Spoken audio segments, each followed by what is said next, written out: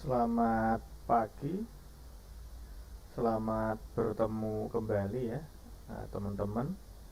Untuk hari ini kuliah virtual kita untuk mata kuliah teknologi komputer.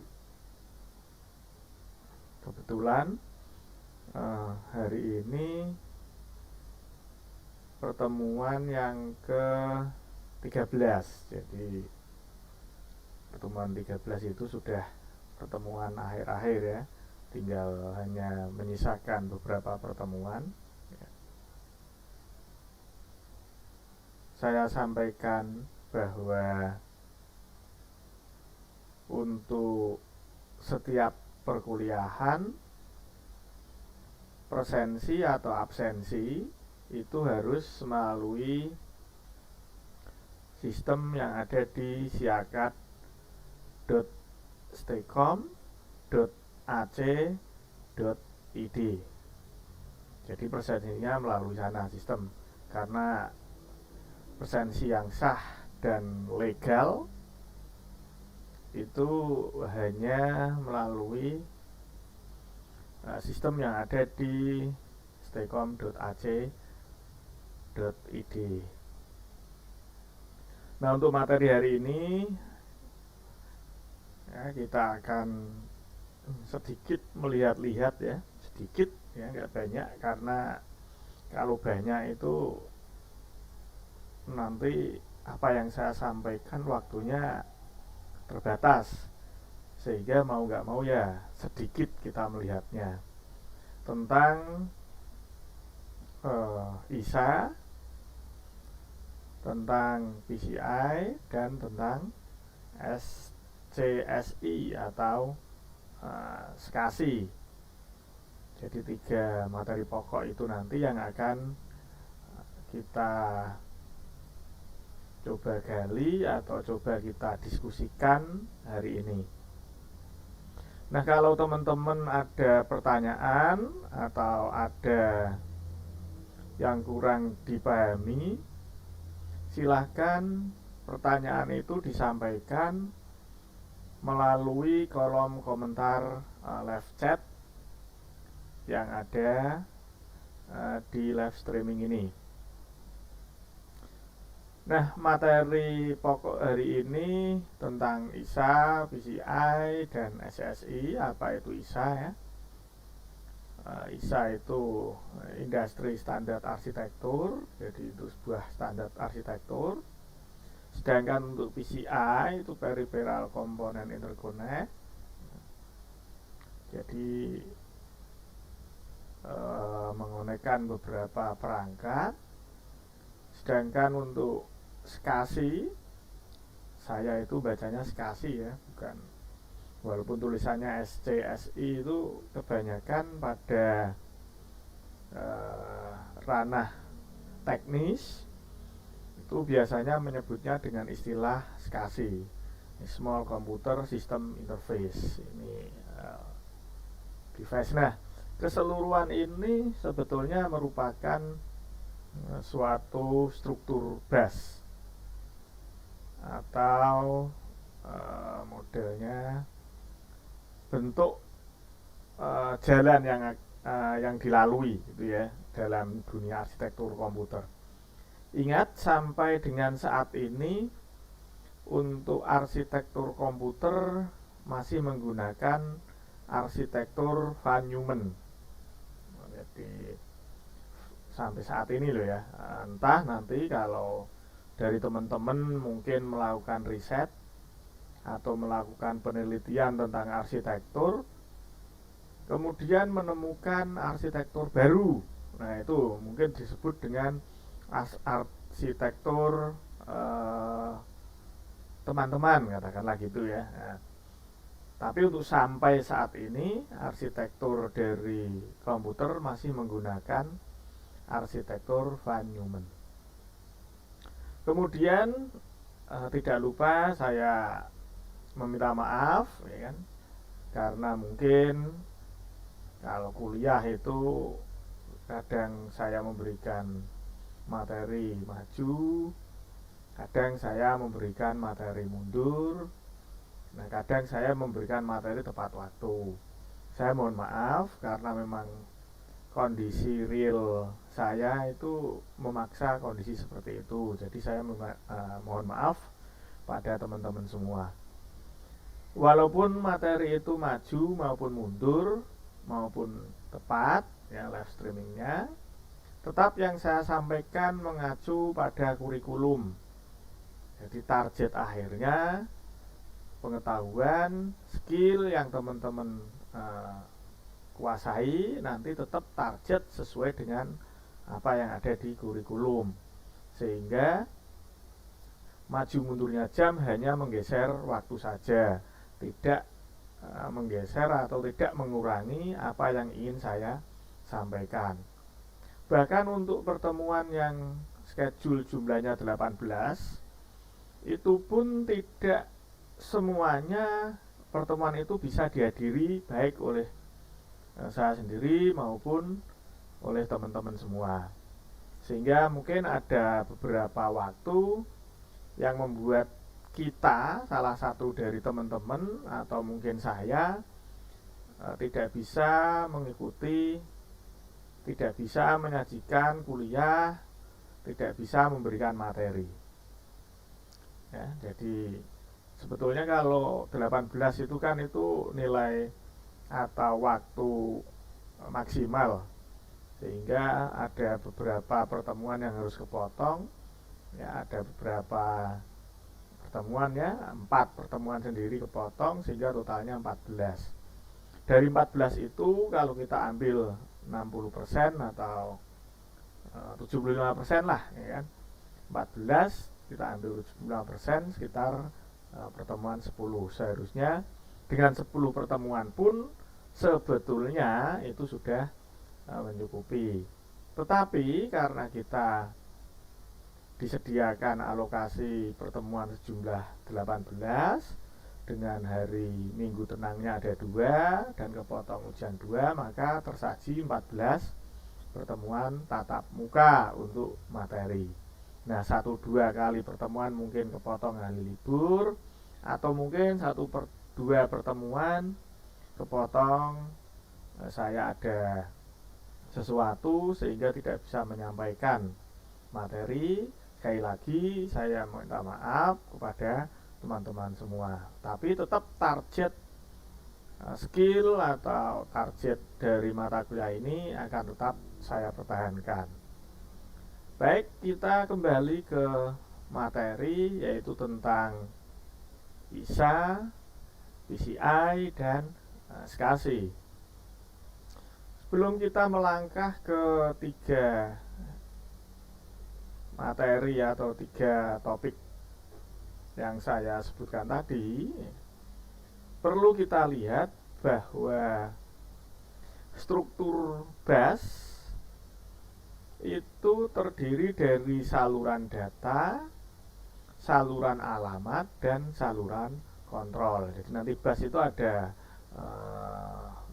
BAS for data, BAS for address, sama BAS for control atau control BAS, address BAS, dan data BAS. Kita lihat satu-satu dulu untuk yang saluran BAS-nya ini ya. Ini perlu saya sampaikan dulu bahwa BAS ini nanti dalam komputer itu menempati komponen yang penting karena kaitannya dengan kecepatan transfer data, baik mengirim atau menerima. Itu yang kita bicarakan transfer data di sini adalah di internal komputer dulu. Kita belum melangkah ke jaringan karena materi jaringan nanti ada sendiri. Kalau jaringan kan kaitannya nanti dengan bandwidth, tapi ini kita berbicara atau membahas tentang internal komponen komputer sehingga melibatkan komponen BAS. Komponen BAS ini yang akan menjembatani dari satu node ke node yang lain. Untuk saluran data itu dia akan menjembatani atau memberikan lintasan bagi perpindahan data antara 2 modul sistem.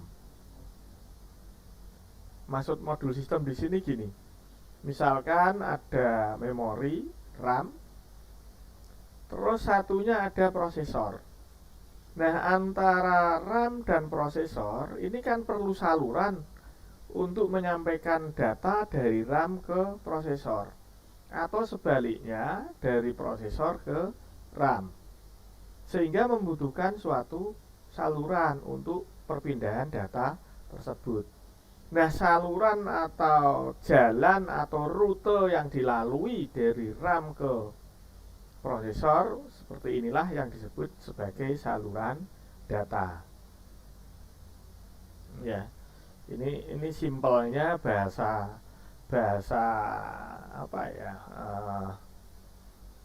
awamnya seperti itu ya, karena saya hanya bisa menggunakan bahasa-bahasa yang awam. Jadi saya menggunakan itu bahasa yang umum karena kemampuan saya itu mungkin jauh di bawah dari rekan-rekan sejawat, atau bahkan bisa jadi kemampuan saya jauh di bawah teman-teman semua, sehingga bahasa yang saya gunakan pun bahasa yang awam. Harapan saya dengan saya memberikan bahasa-bahasa yang simple-simple seperti tadi, itu langsung bisa dipahami oleh teman-teman semua.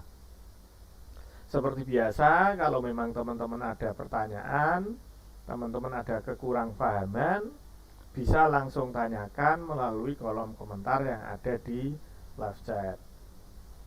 Terus kemudian untuk bus yang kedua, yaitu disebut dengan saluran alamat atau address bus. Nah, address bus ini digunakan untuk menandakan sumber atau tujuan data tersebut. Alamatnya lah, misalkan kita kirim paket, ya. Nah, tentu di tukang paket tadi, di ekspedisi ya. Jadi perlu teman-teman ketahui ya, nanti kalau kita membicarakan ekspedisi, kita membicarakan kirim mengirim, itu nanti ada dua model ya di realnya itu. Ada yang disebut dengan ekspedisi, ada yang disebut dengan logistik ya. Jadi ada logistik, ada ekspedisi ya gitu. Itu nanti pembedaannya seperti apa itu ada di materi yang berkaitan dengan manajemen. Nah, kita di sini berkaitan dengan hardware. Jadi ketika kita menggunakan sistem kirim mengirim barang ya, maka ketika saya mengirim di logistik akan ditanya namanya siapa, alamatnya mana, nomor telepon yang dihubungi berapa. Terus ini mau dikirim kemana? Si penerimanya siapa, alamatnya mana, nomornya berapa. Nah, saluran-saluran yang digunakan untuk mendetek, untuk mengetahui dari alamat, inilah yang disebut dengan address bus. Nah, ini ada contoh di bawah itu bisa dilihat. Misal ada CPU, prosesor ya. Ini akan membaca sebuah kata ya, Anda ketik melalui Word lah mungkin ya, dan melalui Notepad Plus atau sarana lain lah. Itu data itu ada di memori. Maka sistem kerjanya adalah prosesor akan menaruh alamat data yang ingin Anda baca tadi ya, ditaruh pada suatu alamat, di komputer. Nah, inilah yang disebut dengan saluran alamat. Jalur yang dilalui itu namanya adalah data bus ya kan? Kemudian untuk mengetahui pengiriman dan penerimaan, ini mau dikirim kemana, mau diterima oleh siapa, itu yang disebut sebagai alamat bus atau address bus ya. Ini sudah dua, kita pegang dulu. Jalur yang digunakan untuk melalui untuk dilalui data itu disebut sebagai database, sedangkan baik alamat tujuan maupun alamat pengirim itu disebut sebagai address bus. Nah, kalau dua ini sudah kita pegang, dua ini sudah kita kuasai, kita akan melihat control bus sekarang. Control bus ini digunakan untuk mengontrol akses dari maupun ke saluran atau alamat bus atau address bus.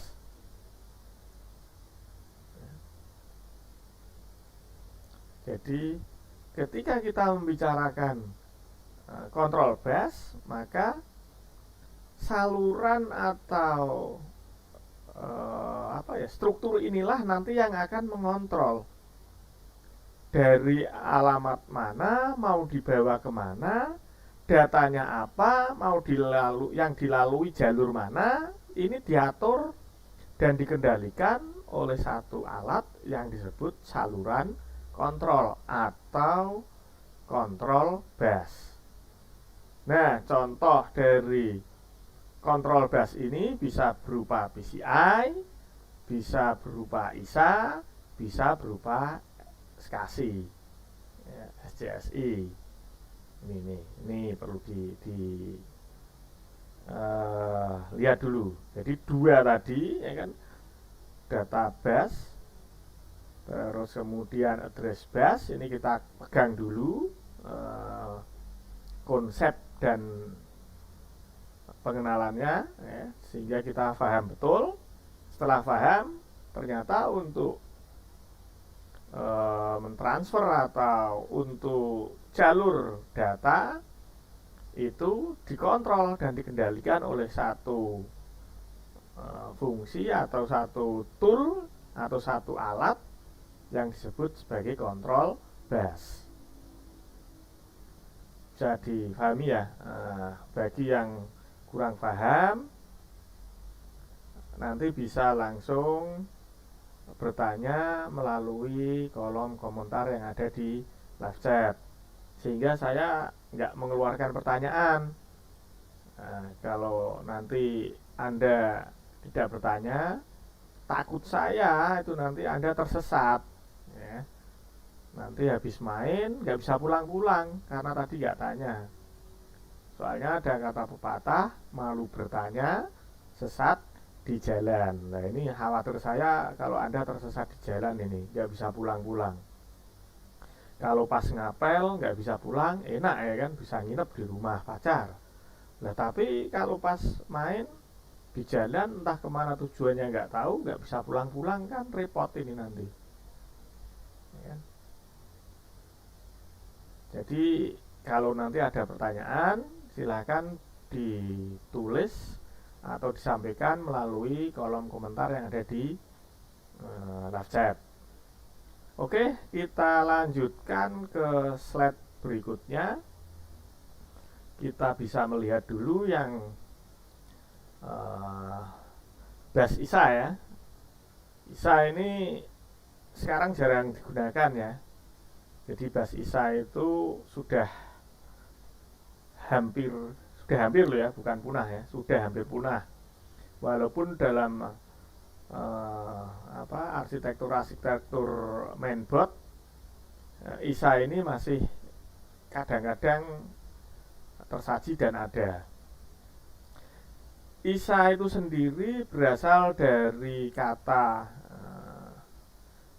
industri standar arsitektur, ya, atau dia merupakan standar pengembangan di dalam arsitektur industri ya. Jadi kalau mau membuat saluran control bus model ISA, bentuknya seperti ini standarnya. Nah, ini jadi seluruh dunia, seluruh negara-negara pengembang komputer kalau membuat standar atau membuat bus ISA ya standarnya seperti itu. Nah, itu namanya standar. Nah, untuk bus ISA itu sendiri ya, pada mulanya dia hanya berlebar data itu 8 bit ya. Terus kemudian dikembangkan, diriset, diteliti menjadi 16 bit. Jadi saat itu IBM PC itu menggunakan bus ISA ini ya. Sehingga kalau kita menggunakan bus ISA dengan kecepatan atau dengan lebar 8 bit tadi, dia akan mampu menghasilkan kecepatan datanya itu sekitar 8,33 MHz.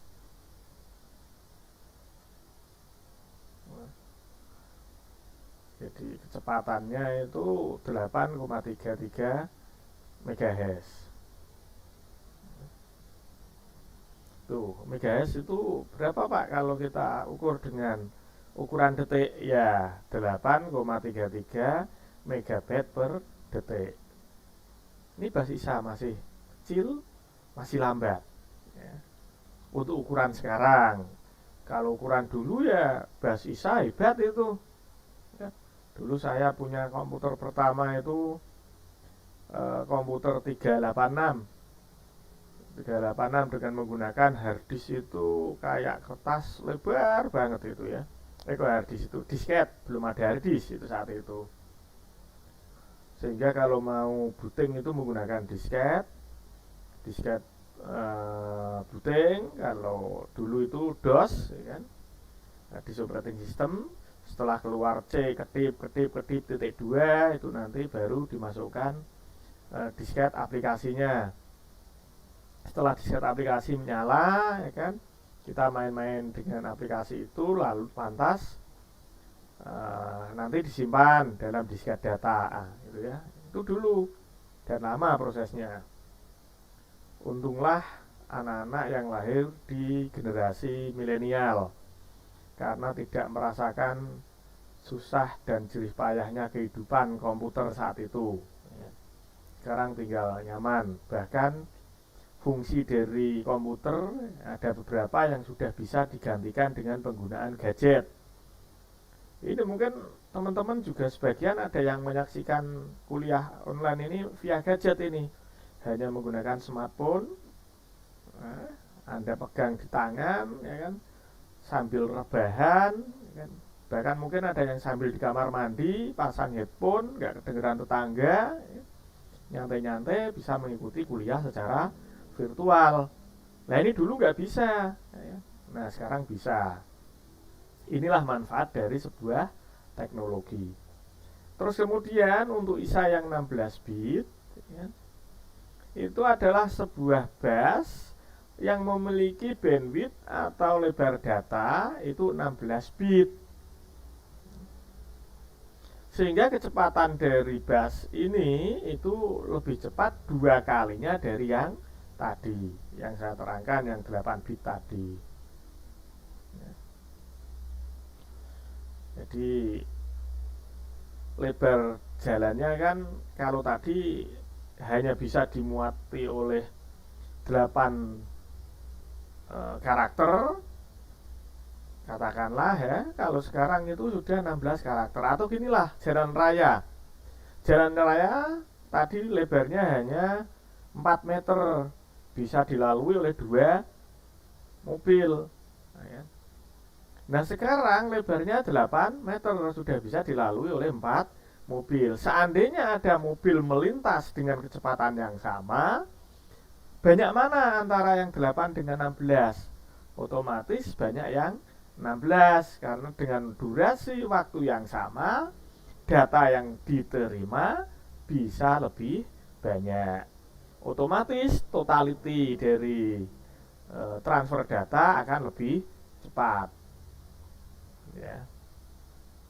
Ini gambar bus ISA kalau teman-teman melihat ya di mainboard, atau mungkin teman-teman ada yang mau bongkar komputernya, dilihat-lihat itu ya, ini bus ISA. Jangan khawatir, bongkar komputer tidak akan merusak komputer, kecuali kemakan usia atau mungkin komputer Anda pukul dengan palu. Nah itu beda cerita. Kalau cuma dibongkar, dilihat-lihat, dipegang-pegang, komputer tidak akan rusak. Ya. Kalau rusak itu karena pemakaian, apalagi hard disk ya, semakin lama dipakai maka akan semakin lambat, akan semakin riskan, akan semakin rawan dengan kerusakan. Jadi bisa teman-teman lihat itu gambar dari bus ISA. Lantas kita lanjut ke PCI ya. Nah ada perbedaan yang mendasar antara bus ISA dengan bus PCI, di mana bus PCI ini tidak tergantung pada prosesor. Terus kemudian standar dari PCI itu 64 bus data pada kecepatan 33 MHz. Kalau tadi kan yang 8 kan cuman yang 8 bit itu 8,33. Ya, sehingga untuk yang 16 bit itu ada 16,66.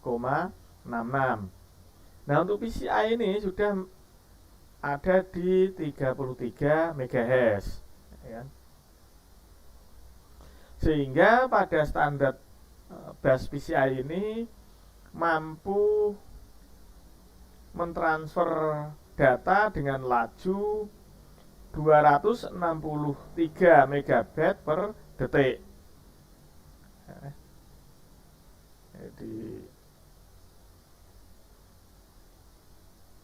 kalau yang bus ISA tadi itu pertama-tama digunakan oleh IBM PC. Nah untuk PCI ini pertama-tama itu dikembangkan oleh Intel Corporation ya, produksi Intel itu pertama-tama mengenalkan atau menggunakan PCI bus ini ya. Jadi pada tahun 1992 Intel Corporation ya kan, mulai menggunakan bus PCI ini. Nah tujuan dibuatnya bus PCI ini untuk menggantikan atau mengalihfungsikan bus ISA.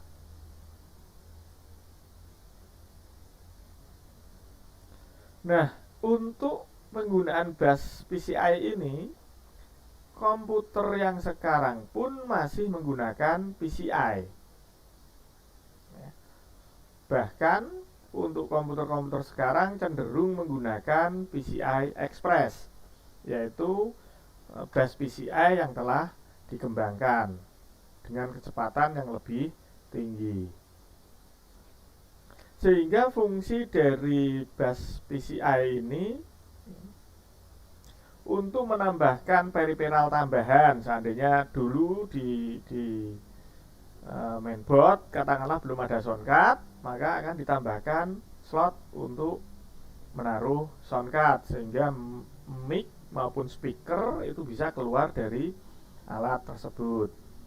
Terus kemudian belum ada VGA-nya, maka ditambah dengan VGA, atau mungkin ada VGA on board tapi kurang puas ya kan, masih kurang halus, tambah VGA dengan RAM yang tinggi. Nah itu juga bisa.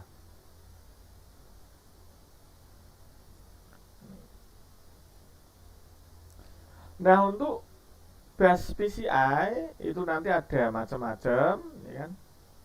Itu ada namanya PCI 16X ya. Biasanya ini digunakan pada VGA ya kan. Dan penggunaan slot PCI X16 ini ada di motherboard yang bertipe LGA ya. Mulai LGA 775 itu keliru, 777 itu 775 ya. Baik untuk seri Pentium maupun yang untuk seri Celeron ya, Pentium 4 ke atas maupun yang seri Celeron. Terus kemudian nanti kita mengenal adanya AGP. Jadi AGP itu slotnya, busnya itu tetap menggunakan PCI. Ya, slot AGP ini khusus dirancang slotnya untuk video grafik atau video grafik adapter.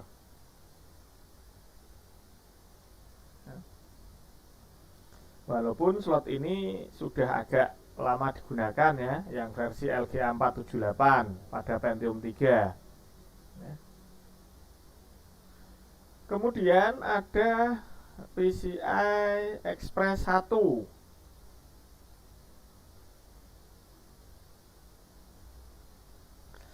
Untuk PCI Express 1 ini masih jarang digunakan karena dia hanya memiliki satu jalur saja ya. Sehingga ketika penggunaan slot ini digunakan, biasanya digunakan untuk peralatan-peralatan yang fungsinya itu mempunyai fungsi yang berbeda atau lain. Ini gambar dari slot atau bus yang PCI tadi kan. Bisa dilihat ya gambarnya, ada ini 3 macam. Nanti apakah harus 3? Tidak.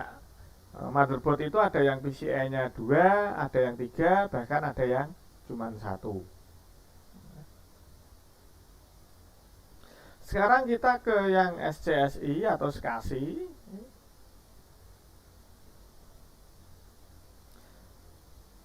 SCSI ini adalah bus yang berkinerja sangat tinggi ini ya.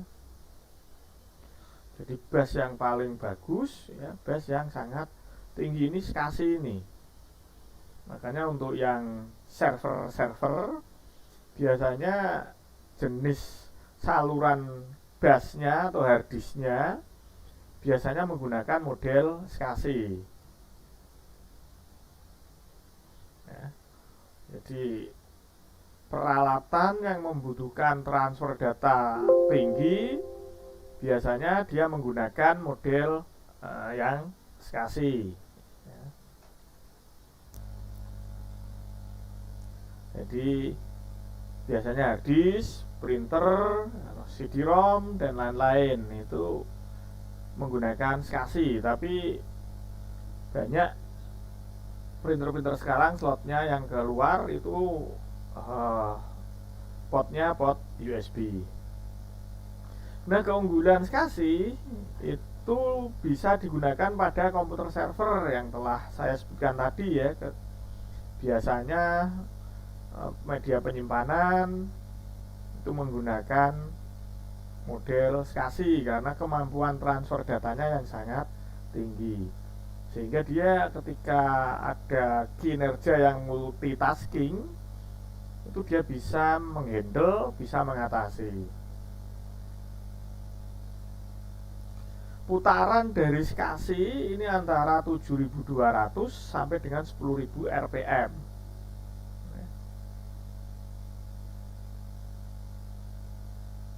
Bahkan untuk yang sekarang SCSI itu mampu berputar bisa sampai dengan 15.000 RPM ya, tambah tinggi putarannya. Atau mungkin sekarang dengan kombinasi yang model SSD itu bisa lebih cepat lagi ya, RPM-nya. Ini yang model gambar SCSI-nya ya.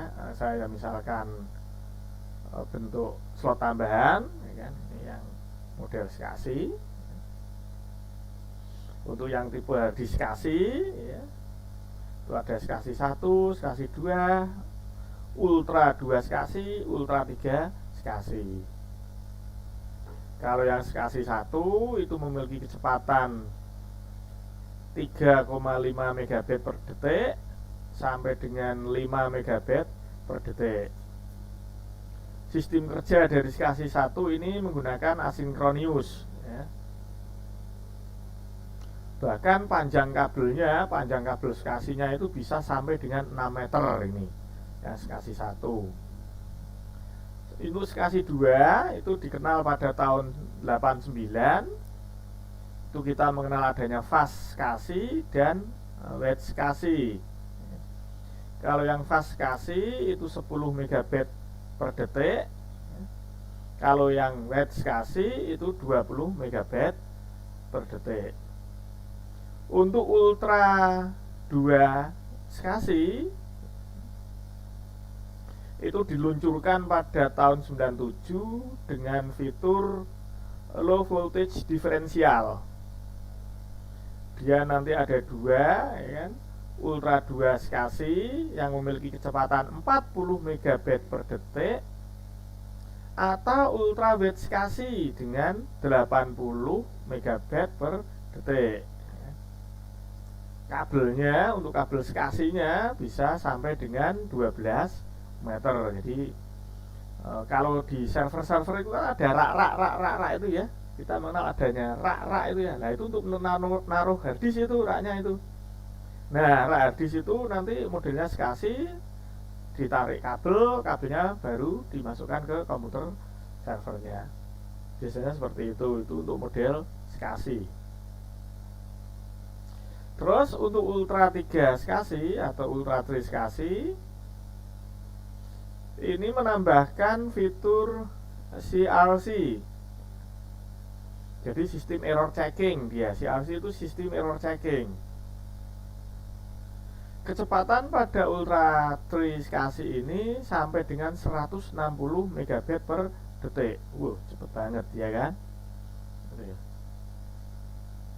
Dengan demikian bisa kita simpulkan bahwa ketika kita menggunakan media penyimpanan ya kan, atau kita menggunakan harddisk, maka semakin cepat putaran atau RPM-nya, maka kecepatan datanya akan semakin bagus, sehingga akan semakin mudah untuk diakses.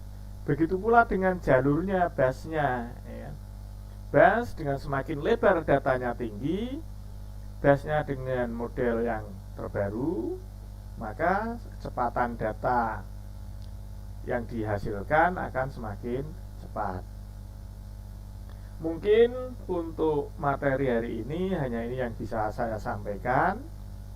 Sekali lagi saya sampaikan lagi ya untuk teman-teman, untuk absen atau presensi bisa dilakukan melalui sistem yang ada di siakat.stecom.ac.id.